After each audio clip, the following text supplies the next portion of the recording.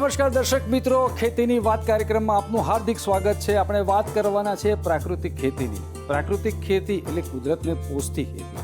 રાસાયણિક ખેતીએ આપણને કેન્સર આપી, બીમારી આપી અને જમીન, પાણી, હવાનું પ્રદૂષણ કર્યું। તો પ્રાકૃતિક ખેતીને સમજવી હોય તો આપણે જવું પડે પ્રાકૃતિક ખેતીના પ્રગતિશીલ ખેડૂત સંજયભાઈના ખેતરે। તો ચાલો સંજયભાઈના ખેતરે। પ્રાકૃતિક ખેતીના 12 સ્તંભો છે, જેમાં દેશી ગાય, ખેડ, છોડની દિશા, પિયત વ્યવસ્થા, સહયોગી પાક, મલ્ચિંગ, સૂક્ષ્મ પર્યાવરણ, ગુરુત્વાકર્ષણ, દેશી અળસિયાની સક્રિયતા, કેશાકર્ષણ, ભવંડર અને દેશી બિયારણનો સમાવેશ થાય છે। આ તમામ 12 સ્તંભો દ્વારા કરવામાં આવતી ખેતીને પ્રાકૃતિક ખેતી ગણવામાં આવે છે। રાજ્યમાં હાલ 8.9% જ ખેડૂતો પ્રાકૃતિક ખેતી તરફ આગળ વધ્યા છે, જેમાં ડાંગ જિલ્લો સૌથી મોખરે ગણવામાં આવે છે। રાસાયણિક ખાતરોના વપરાશથી લોક સ્વાસ્થ્ય પર નકારાત્મક અસરો થઈ રહી છે। તેને જોતા હવે આપણે પ્રાકૃતિક ખેતી સિવાય અન્ય કોઈ વિકલ્પ નથી। પ્રાકૃતિક ખેતી અંગે વિગતે માહિતી મેળવીએ તે પહેલા પ્રાકૃતિક ખેતીના મહત્વને જાણીએ। આપણે વડવાઓ સદીઓથી પ્રાકૃતિક ખેતી કરતા હતા। જ્યારથી હરિત ક્રાંતિ આવી ત્યારથી પર્યાવરણ પર નકારાત્મક અસર થવા લાગી। આજે સમય થયો છે ફરી એકવાર પ્રાકૃતિક ખેતી તરફ આગળ વધવાનો। આવનારા સમયમાં પ્રાકૃતિક ખેતી કરવા સિવાય બીજો કોઈ વિકલ્પ નહીં રહે। ગ્લોબલ વોર્મિંગને કારણે સર્જાતી કુદરતી આફતો, દુષ્કાળ કે અન્ય મુશ્કેલીઓ એ આપણા માટે પડકારો બન્યા છે। ગ્લોબલ વોર્મિંગની સામે ટકી રહેવા પ્રાકૃતિક ખેતી જ એકમાત્ર અને શ્રેષ્ઠ ઉપાય છે। પ્રાકૃતિક ખેતી અને ઓર્ગેનિક ખેતી વચ્ચે મોટો તફાવત છે। દેશી ગાયનું ગોબર, ગૌમૂત્ર અને ખેતરમાં કે જંગલોમાંથી મળતી વનસ્પતિઓના અર્ક દ્વારા થતી ખેતીને પ્રાકૃતિક ખેતી કહે છે, જ્યારે સેન્દ્રિય ખાતર, વર્મી કમ્પોસ્ટ દ્વારા કરાતી ખેતીને ઓર્ગેનિક ખેતી કહે છે। પ્રાકૃતિક ખેતીમાં એક પણ રૂપિયાનો ખર્ચ કર્યા વગર ખેતી થાય છે, જ્યારે ઓર્ગેનિક ખેતીમાં ખર્ચ પણ થાય છે। ક્યારેક ઓર્ગેનિક ખેતી ખર્ચાળ બને છે। કેન્દ્ર અને રાજ્ય સરકાર પણ હવે પ્રાકૃતિક ખેતીને પ્રોત્સાહન આપી રહી છે। ગુજરાતમાં પ્રાકૃતિક ખેતીની વાત કરીએ તો ખેડૂતો પ્રાકૃતિક ખેતી માટે નવીન સંશોધનો કરવામાં અગ્રેસર રહ્યા છે। ગુજરાતના અનેક જિલ્લાઓમાં હવે પ્રાકૃતિક ખેતી જોવા મળી રહી છે। પ્રાકૃતિક ખેતીના વિવિધ પ્રયોગોને જાણીએ તો સૌથી પહેલા આપણે સુરેન્દ્રનગર જિલ્લાના પાટડી તાલુકાના વણોદ ગામના પ્રગતિશીલ ખેડૂત સંજય પટેલને મળીએ। સંજયભાઈએ 10 વીઘામાં પ્રાકૃતિક ખેતીનો પ્રયોગ કર્યો છે। આજથી 5 વર્ષ પહેલા શરૂ કરેલ પ્રાકૃતિક ખેતીમાં પ્રોત્સાહક પરિણામો આવ્યા છે। સમાજને કેમિકલ વગરનું અનાજ અને તાજા શાકભાજી આપવાનો સંજય પટેલનો મનસૂબો છે। પોતાની સમાજ પ્રત્યેની ફરજને અનુલક્ષી સંજયભાઈ પોતાના ખેતરની 10 વીઘા જમીનમાં પ્રાકૃતિક પદ્ધતિથી લીંબુની ખેતી કરે છે। લીંબુની સાથે સંજયભાઈ જામફળ, આંબુ અને ચીકુ જેવા બાગાયતી પાકો પણ લે છે। સંજયભાઈના પ્રાકૃતિક ખેતીના પ્રયોગને કોઈ પણ ખેડૂત અપનાવી શકે છે। સંજયભાઈએ અપનાવેલ પ્રાકૃતિક ખેતી ખર્ચ વગરની છે, સાથે ખેડૂતની જાત પર નિર્ભીત છે, જેના પ્રોત્સાહિક પરિણામો અનેકોને પ્રેરણા આપે છે। આજે આપણે આવી પહોંચ્યા છીએ સુરેન્દ્રનગર જિલ્લાના પાટડી તાલુકાના વણોદ ગામે, અને ત્યાં જે જાગૃત એક પ્રગતિશીલ ખેડૂત છે સંજયભાઈ પટેલ। સંજયભાઈ પટેલ આપણી સાથે છે। એમણે એક પ્રાકૃતિક ખેતી કરી છે, લીંબુની ખેતી કરી છે, આ સિવાય અન્ય પાકો પણ કરી રહ્યા છે। તો સંજયભાઈ આપણી વચ્ચે છે। સંજયભાઈ આગળ વાત કરીશું। સંજયભાઈ, કહેશો કે અહીંયા તમે પ્રાકૃતિક ખેતી કરી છે, કઈ રીતની આખી આ ખેતી છે અને એનો કેટલો સમય લાગ્યો છે? પ્રાકૃતિક ખેતી અમે છેલ્લા 4 વર્ષથી કરી રહ્યા છીએ। આ લીંબુનું વાવેતર અમે 3-1 વર્ષ પહેલાં કર્યું છે, અને ત્યારથી જ આ ખેતીની અંદર અમે આ ખેતરની અંદર રાસાયણિક ખાતરો, દવાઓનો ઉપયોગ અમે સાવ બંધ કરી દીધો છે, અને એની જગ્યાએ અમે જીવામૃત છે, ઘનજીવામૃત છે, પ્રકૃતિ દ્વારા જે મળતા તત્વો છે અને પ્રકૃતિના જે સિદ્ધાંતો છે એનો ઉપયોગ કરી અને આમાં પ્રાકૃતિક ખેતીની અમે શરૂઆત કરી છે। પ્રાકૃતિક ખેતીની શરૂઆત કરી તો કેમ, એનો વિચાર કેવી રીતનો આવ્યો? અત્યારે હાલ જોવા જાવ તો રોગચાળાનું પ્રમાણ બહુ વધી રહ્યું છે। દવાખાનાઓ વધવા છતાં પણ રોગચાળો ઘટતો નથી।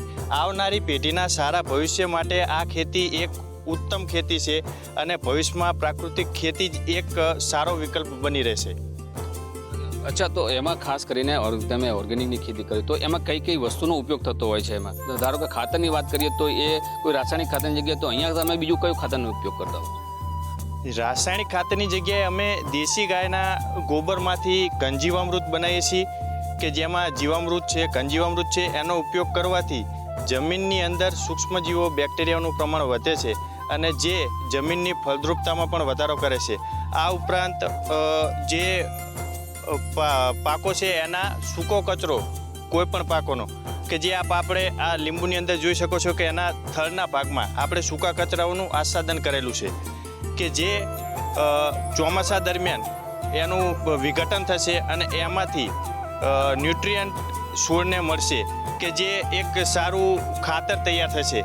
આ એક જંગલની અંદર જે આપણે જોઈ શકો છો કે જંગલમાં એના પાનખર ઋતુમાં જે પાન ખરી અને વરસાદ ચોમાસા દરમિયાન જે એનું કુદરતી નેચર દ્વારા જે ખાતર તૈયાર થાય છે એ જ પદ્ધતિથી અહીંયા આપણે પ્રાકૃતિક ખેતીની અંદર રાસાયણિક ખાતરના વિકલ્પમાં આ વસ્તુનો ઉપયોગ કરી અને સારું એવું ખાતર તૈયાર કરી શકીએ છીએ. રાસાયણિક કરતાં સારું ઉત્પાદન મળી રહ્યું છે અને આવકમાં પણ વધારો થાય છે કારણ કે આ ખેતી ખર્ચ વગરની ખેતી છે. રાસાયણિક ખાતરની અંદર બહારથી ઇનપુટ લાવવાનો હોવાથી એમાં ખર્ચનો વધારો થાય છે અને પિરિયોડિકલી ખાતરનો વધારે પ્રમાણમાં ઉપયોગ કરવાથી દિવસે ને દિવસે રાસાયણિક ખેતીથી ઉત્પાદન ઘટી રહ્યું છે. જેમ ડીએપી યુરિયાનો પહેલાં થોડાક પ્રમાણમાં ઉપયોગ કરવાથી પણ રિઝલ્ટ મળતું આજથી 25-30 વર્ષ પહેલાં, અત્યારે હાલ વીઘે એક થેલી ખાતરો ખેડૂતો નાખે છે રાસાયણિક ખેતી કરતાં, તેમ છતાંય ઉત્પાદન વધતું નથી, વધવાની જગ્યાએ ઘટાડો થઈ રહ્યો છે. તો મારી દ્રષ્ટિએ આ પ્રાકૃતિક ખેતી એક સારો વિકલ્પ છે કે જેનાથી આરોગ્ય પણ જળવાય છે, જમીનની ફળદ્રુપતા પણ જળવાય છે અને સારી એવી ખર્ચ વગરની ખેતી આપણે કરી શકીએ છીએ. અત્યારે હાલ તો 3 વર્ષ જેવું થયું છે અને ફર્સ્ટ ટાઈમ આમાં લીંબુ સેટિંગ થયા છે. હજુ આનું પિકિંગ અમે ચાલુ કર્યું નથી, પણ થોડાક સેમ્પલ પૂરતા અમે 10-15 કિલો જેવા કે 2-4 મણ જેવા ઉતાર્યા છે લીંબુ અને એનું અમે પ્રાકૃતિક કૃષિ પદ્ધતિથી પેકિંગ કરી અને વેચાણ માટે પણ અમે શહેરોમાં આપેલા છે. તો એના ખેડૂતોના સારા ઉપયોગ કરતા જે લીંબુનો વપરાશ કરે છે એમના સારા રિઝલ્ટ પણ આવે છે અને મારી પાસે આ ખેતીનું ઓર્ગેનિક સર્ટિફિકેટ રજિસ્ટ્રેશન થયેલું છે, જેથી મારો હું માલ સારા ભાવે બજારની અંદર વેચી શકું છું. હાલની દ્રષ્ટિએ ઉત્પાદન અમે લીધેલું નથી, પણ સેમ્પલ પૂરતા ઉતારેલા છે. આનું પિકિંગ હજુ મારા દ્રષ્ટિએ 15-20 દિવસ પછી થશે. એવા ખેડૂતો જે રાસાયણિક ખેતી કરે છે એ રાસાયણિક ખેતી બંધ કરી અને પ્રાકૃતિક કૃષિ તરફ વળે એ બહુ મહત્ત્વનું છે, કારણ કે રાસાયણિક ખેતીથી જમીનની અંદર રહેલા સૂક્ષ્મજીવોની સંખ્યામાં પુષ્કળ ઘટાડો થયો છે, જેના કારણે ખાતરો આપવા છતાં પણ રિઝલ્ટ મળતું નથી. તો જમીનમાં સૂક્ષ્મજીવો વધે અને દેશી ગાયના ગોબર અને ગૌમૂત્રનો ઉપયોગ કરી જો ખેતી કરવામાં આવે તો 100% આ ખેતીની અંદર ક્રાંતિ લાવી શકાય. તો મિત્રો આ હતા સંજયભાઈ વણોદ ગામથી, જેઓએ પ્રાકૃતિક ખેતી કરી છે અને પોતે એક મેસેજ આપવા માગે છે કે દરેક ખેડૂતોએ હવે પ્રાકૃતિક ખેતી તરફ આગળ વધવું પડશે જો આપણે સ્વાસ્થ્ય રહેવું હોય તો. સંજયભાઈની ખેતીમાં નવીનતા આણવાના પ્રયાસમાં તેમનો કૃષિ અભ્યાસ કારણભૂત છે. સંજયભાઈએ એમએસસી એગ્રીકલ્ચરમાં પદવી મેળવી છે. પ્રાકૃતિક ખેતી પ્રત્યે સંજયભાઈના લગાવથી બાગાયતમાં તેઓએ અનેક પ્રયોગ કર્યા છે. સંજયભાઈના પ્રાકૃતિક ખેતીના પ્રયોગોએ આવતીકાલની ખેતીની વાસ્તવિકતા છે. આગામી સમયમાં કેન્સરને નાથવા માટે રસાયણ વિનાની ખેતી એટલે કે પ્રાકૃતિક ખેતી જ શ્રેષ્ઠ ઉપાય સાબિત થશે. સંજયભાઈને ખેતી પ્રત્યેના લગાવ તેમના ખેતીમાં પ્રયોગશીલ પિતા અશોકભાઈ પટેલ તરફથી મળ્યા છે. આજે 65 વર્ષની વયે પણ પુત્રની સાથે અશોકભાઈ પટેલ ખેતીના દરેક કામમાં સહયોગ આપે છે. અશોકભાઈએ પણ બીએસસી એગ્રીકલ્ચરનો અભ્યાસ કર્યો છે. નોકરી કરતા ખેતીના વ્યવસાયને શ્રેષ્ઠ ગણી ખેતીને જ જીવન નિર્વાહ તરીકે સ્વીકાર્યો. અશોકભાઈ ઈચ્છી રહ્યા છે કે દરેક ખેડૂતો પ્રાકૃતિક ખેતી તરફ વળે. અમે લોકોએ 5 વર્ષથી અંદર રાસાયણિક ખાતર અને દવાનો ઉપયોગ બંધ કર્યો છે અને 5 વર્ષથી અમે છાણિયું ખાતર અથવા ખેતીની અંદર પાકના જે અવશેષો હોય એ બધા અંદર નાખીને એનો ઉપયોગ કરવાનો. બાકી બીજી કોઈ રાસાયણિક દવા અથવા રાસાયણિક દવાઓ અથવા ખાતરનો ઉપયોગ નહીં કરવાનો. આ ઓર્ગેનિક ખેતી અને હવે તો પ્રાકૃતિક ખેતી તો એમ કહે કે તમારે કશું જ ન કરવું, જેમ કુદરતે પ્રાકૃતિક રીતે ભગવાન જે પહેલાં ત્યાં કરાતા એ પ્રમાણે જ ખેતી કરવી. ખેતરનું જેવું હોય ખેતરમાં જ નાખવું અને બીજું કંઈ નવા વધારે કંઈ ના કરવું એમ. અને શક્ય એટલો ઓછો ખેતી ખર્ચ કઈ રીતે થાય અને વધારે આવક કઈ રીતે થાય એ માટેના પ્રયત્નો છે. કારણ કે ખેતીની આવક સામે ખર્ચ વધે તો ખોટું પડે, એટલે ખેતી ખર્ચ કોઈ પણ હિસાબે ઘટાડવો પડે, એના માટે જ આ પ્રાકૃતિક છે. પ્રાકૃતિક ખેતી કરતા સંજયભાઈને સફળ બનાવવામાં સૌ પરિવારજનો પણ સહયોગ આપી રહ્યા છે. આ વર્ષથી સંજયભાઈએ પ્રાકૃતિક પ્રક્રિયાથી વિવિધ શાકભાજીના વાવેતર કરવાનો પ્રયોગ શરૂ કર્યો છે. સંજયભાઈએ આ વર્ષે લીંબુની ખેતીમાંથી સારી એવી આવક મેળવી છે.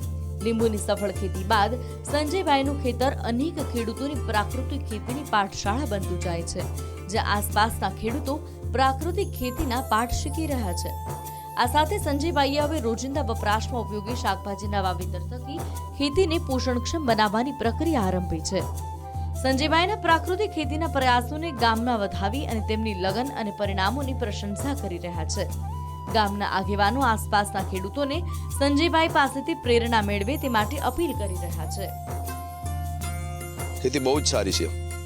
આ ખેતી ઓર્ગેનિક ખેતી અમારા ગામમાં અશોકભાઈ કરે છે, બીજા 2-4 લોકો કરે છે, નારાયણભાઈ કરે છે. બહુ રિઝલ્ટ સારું આવશે. આરોગ્યની રીતે બહુ સારું છે. આ ખેતી કરો, હવે દેશી ખેતી પર આવો, હવે ઓર્ગેનિક ખેતી ઉપર જ આવો અને દેશી ખાતર, રાસાયણિક ખાતર મૂકી દો અને દેશી ખાતર અને દેશી પદ્ધતિથી જ ખેતી કરો.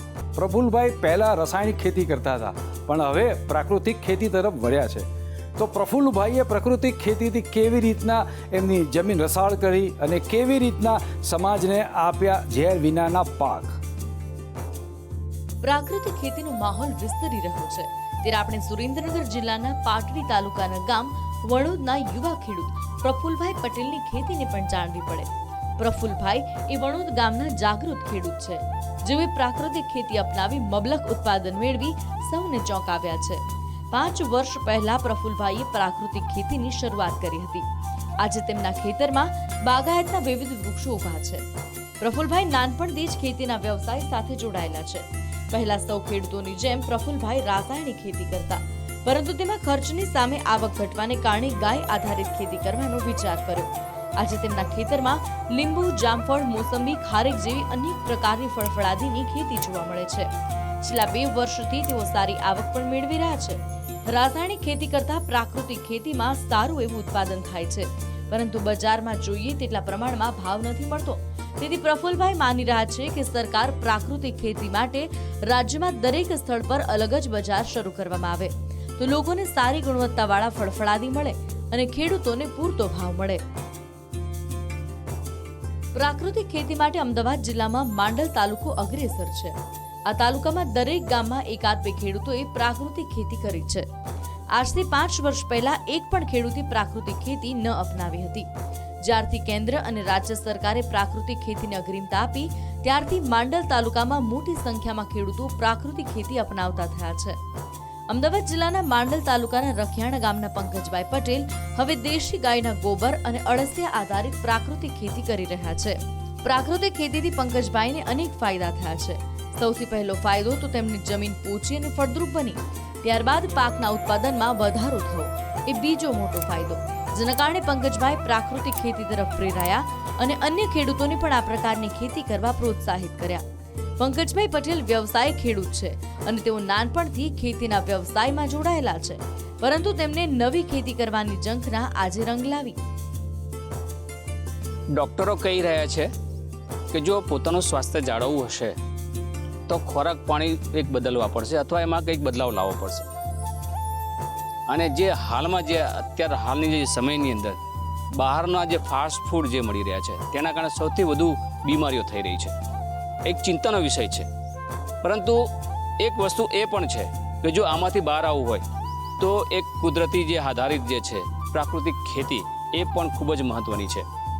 અને એ ખેતી કરવાથી ઘણા બધા ખોરાકીય એના ફેરફારો થતા હોય છે, એના ઘણા બધા ફાયદા પણ છે. અને આપણે એના વિષય પર જ વાત કરવા જઈ રહ્યા છીએ કે પ્રાકૃતિક ખેતી સિવાય ગૌ આધારિત ખેતી, આવી અનેક કુદરતી ખેતીઓ જે છે તેનાથી જે પકાવતા અનાજ અને જે ફળાદી જે છે એ ખાવાથી ઘણો બધો ફાયદો થાય છે. તો આવા એક જે છે ખેડૂત આપણી વચ્ચે છે અને એ અમદાવાદ જિલ્લાના માંડલ તાલુકાના રખિયાણા ગામના પંકજભાઈ પટેલ, જેઓએ ગૌ આધારિત એટલે કે ગૌમૂત્ર જે છે એ જીવામૃત જેવી જે છે દવાઓ છંટકાવ કરીને એમને એવી ખેતી કરી છે. અને તમામ જે અંદર જે ફળફળાદી અથવા પાકો જે કર્યા છે એ કોઈ પણ પ્રકારની રાસાયણિક ખેતી રાસાયણિક કોઈ દવાઓ નાખ્યા વગર એમણે આ ખેતી કરી છે. તો આપણે પંકજભાઈ સાથે જ વાતચીત કરીશું. તો પંકજભાઈ, ખાસ જે છે આપના ખેતરની અંદર એક પ્રાકૃતિક એટલે ગૌ આધારિત આ ખેતી કરી છે. કયા પ્રકારની ખેતી કરી છે? પહેલો તો તમે મને એ કહેશો કે આ વિચાર તમને આવ્યો ક્યાંથી? સૌ પ્રથમ તો આની સુભાષ પાલેકરની જુનાગઢ 5 વર્ષ પહેલાં મેં ટ્રેનિંગ લીધેલી, શિબિરમાં ગયો હતો. ત્યાંથી એક એવું નક્કી કર્યું મનું મન કે ભાઈ આ જીવનમાં જે રોગો વધતા જાય છે તો એની માટે આપણે પણ કંઈક કરવું જોઈએ, આપણા માટે, આપણા કુટુંબ માટે, આપણા ગામ માટે અને આપણા સમાજ માટે. તો એનાથી મેં એક વિચાર મારા મનમાં આવ્યો કે ભાઈ આપણે પણ આવું એક ફળાઉ ઝાડનું એક જંગલ મોડલ ફાર્મ બનાવવું છે. અને ત્યાં સુભાષ પાલેકરની પ્રેરણાથી મેં આ જંગલ મોડલ ફાર્મ બનાવવાનું મેં ચાલુ કર્યું. તો એવો વિચાર તમને આવ્યો પ્રાકૃતિક ખેતી કરવાનો, તો સૌપ્રથમ તમે ખેતી કરી તો એમાં પહેલાં સૌપ્રથમ તમે કયું સ્ટેપ લીધું છે? સૌપ્રથમ તો હું પહેલાં ગાયો તો આમ તો રાખતો જ તો મારા ઘર માટે, પણ ત્યાંથી મેં 1-2 ગાયો બીજી વધારી અને તેનું ગોબર અને ગૌમૂત્ર તેનું જીવામૃત બનાવવામાં, ઘનજીવામૃત બનાવવામાં, અગ્નિઅસ્ત્ર બનાવવામાં અને જમીનને છાણ પૂરું પાડવા માટે મેં 1-2 ગાયો વધારી. અને ત્યારબાદ મેં લીંબુના પ્લાન્ટ લગાવ્યા મારી વાડીમાં. લીંબુ સિવાય પણ ઘણું બધું તમે અહીંયા કર્યું છે તમારા ફાર્મની અંદર. તો એ કઈ જાતો છે અને કયા અહીંયા ફળફળાદીને અહીંયા ઊભા કરવામાં આવે છે? હા, મારી વાડીમાં લીંબુ, જામફળ, પપૈયા, કારેલી, સીતાફળ, ચીકુ એવા દરેક અલગ અલગ જાતના ફળાઉ ઝાડ મેં લગાવેલા છે. વેલાવાળા શાકભાજીમાં મેં ટેટી પણ લગાવી હતી આ વર્ષે, એનું ઉત્પાદન મેં લઈ લીધું છે. અને અત્યારે હાલ કારેલી ઓલરેડી ચાલુ છે અને શાકભાજી પણ થોડું મેં લગાવેલું છે અંદર. પંકજભાઈ, તમે કહો છો કે 2-3 વર્ષ મારા થઈ ગયા છે આ ખેતી કરીએ, પણ તો મારો પ્રશ્ન એ છે કે તો આમાં અત્યાર સુધીમાં તમે ઉત્પાદન લીધું અને કેટલીની આવક પેદા કરી છે?